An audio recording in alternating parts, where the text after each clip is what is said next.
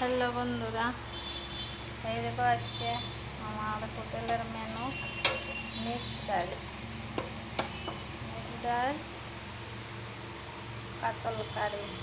এই যে তারপর দেখো একটা মাছের মাথা দিয়ে চাল কুমড়া দিয়ে। এই দেখো একটা, এটা হলো চিকেন, ঠিক আছে। এই দেখো একটা পনির, কষা পনির, ঠিক আছে।